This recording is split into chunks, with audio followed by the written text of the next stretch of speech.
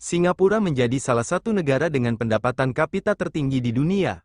Padahal Singapura sempat porak-poranda setelah penjajahan yang dilakukan Jepang.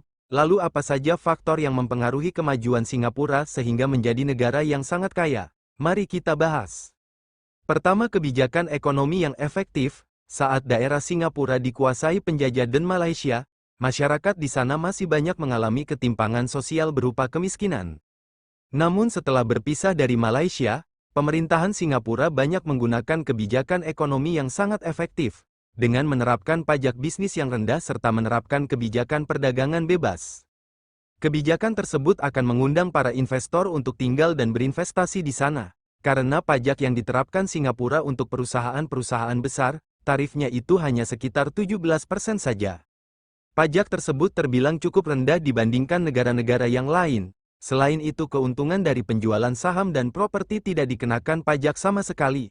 Perdagangan bebas juga memberikan dampak positif seperti meningkatnya pertumbuhan ekspor-impor, menciptakan lapangan pekerjaan dan peningkatan teknologi yang diserap dari negara maju.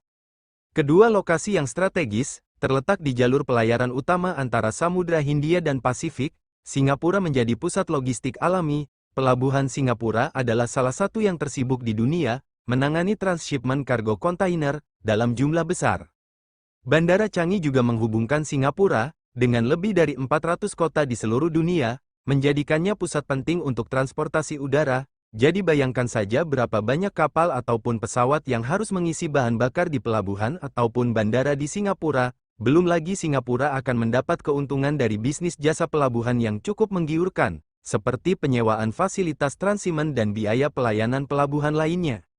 Ketiga, sektor manufaktur yang terus bertumbuh. Sektor manufaktur di Singapura adalah bagian penting dari perekonomian negara ini, yang mencakup berbagai industri, yang memproduksi barang dari bahan mentah menggunakan mesin dan teknologi canggih.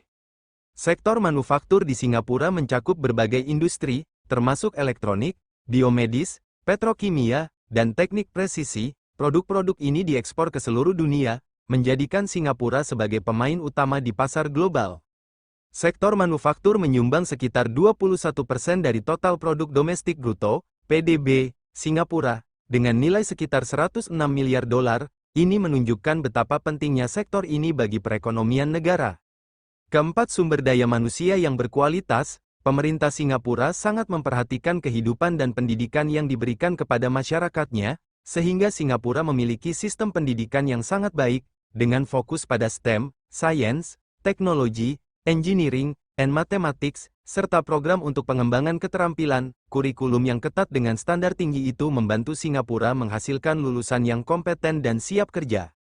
Dan pajak progresif yang diterapkan kepada para pekerja di Singapura, akan digunakan ulang untuk berinvestasi dalam bidang pendidikan, kesehatan, keamanan, dan pemajuan teknologi. Yang intinya pajak digunakan untuk kepentingan masyarakat umum juga, sehingga masyarakat di sana memiliki kualitas hidup yang baik. Keempat, perkembangan politik yang stabil. Walaupun sebenarnya negara Singapura itu berbentuk demokrasi, tapi pada praktiknya, pemerintahan parlementer yang dipimpin Partai People Action Party cenderung ke semi-otoriter, karena media sendiri itu diatur supaya tidak menghambat jalannya pembangunan positif yang ada di sana. Bahkan rakyatnya pun ketakutan untuk memberikan kritik. Namun sisi positifnya membuat atmosfer politik menjadi lebih stabil. Kemudian yang kelima yaitu pembangunan infrastruktur yang kuat.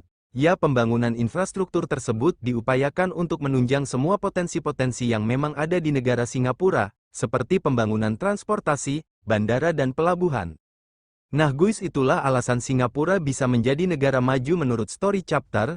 Ya bayangkan saja guys, dengan semua potensi dan keuntungan yang dimiliki, ditambah jumlah penduduk yang terbilang cukup kecil yaitu sekitar 5 jutaan, mereka memiliki sistem politik yang stabil, serta penegakan hukum yang tegas. Tidak heran mereka bisa jadi negara yang maju dan mudah mengundang investor asing.